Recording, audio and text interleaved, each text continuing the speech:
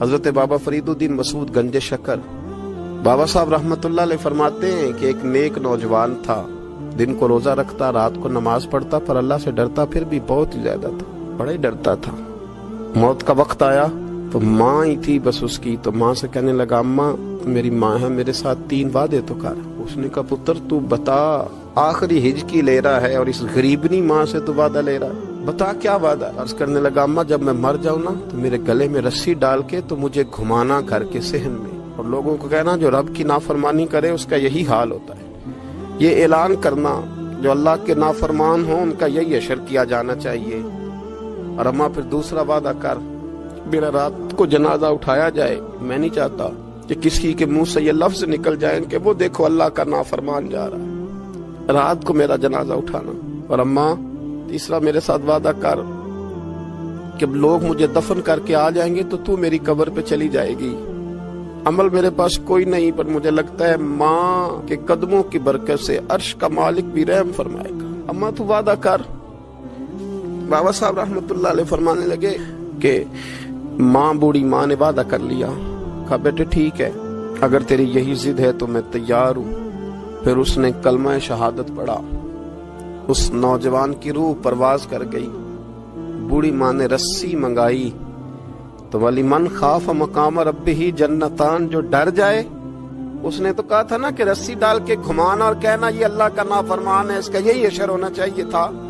لیکن جب ماں گلے میں رسی ڈالنے لگی تو گھر کے ہر کونے سے آواز آنے لگی خبردار یہ رب کا دوست ہے، اللہ کے دوستوں کے ساتھ اس طرح کا معاملہ نہ کیا جائے، اسے چھوڑ دیا جائے۔ اور کہا تمہیں کچھ بھی اور کرنے کی ضرورت نہیں ہے، یہ تو رب کا دوست ہے اور رب کی بارگاہ میں حاضر ہو گیا۔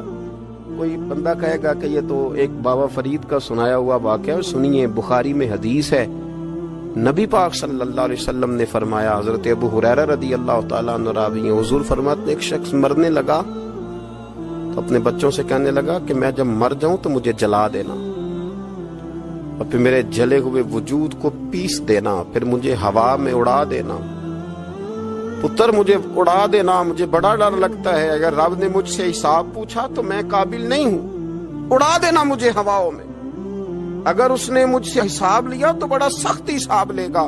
حضور فرماتے ہیں بخاری میں موجود ہے، اس کے بچوں نے اسی طرح کیا، اس کے مرنے کے بعد اسے جلایا، ہوا میں اڑا دیا۔ اللہ کے محبوب فرماتے ہیں رب کریم نے حکم دیا زمین کو کہ اس کے ذرات کو جمع کرو، زمین نے ذرے جمع کیے، خدا نے حکم دیا تو اس کا وجود پھر سے اسی شکل میں آیا۔ تو رب کریم نے فرمایا یہ جو تو نے وصیت کی تو کیوں کی؟ اللہ جانتا ہے کہ نہیں جانتا؟ یہ کی تو کیوں کی؟ تو وہ پڑا کہنے لگا اللہ میرے اندر تو طاقت نہیں تھی تیرے سامنے کھڑا ہو کے حساب دے سکوں، تجھے منانے کے لیے تیرے خوف سے ڈر گیا، میں ڈر گیا۔ اگرچہ ہمارے بزرگوں نے لکھا ہے کہ آج یہ وصیت کرنا اس رنگ میں، یہ طرز اختیار کرنا درست نہیں، لیکن آپ غور فرمائیے کہ نبی پاک علیہ السلام فرماتے ہیں جب اس نے کہا نا اللہ تجھ سے ڈر کے یہ کیا، تو رب کریم نے فرمایا جا پھر میں نے تیری مغفرت کر دی، کیونکہ اللہ کو پتا تھا یہ دل سے بات کر رہا۔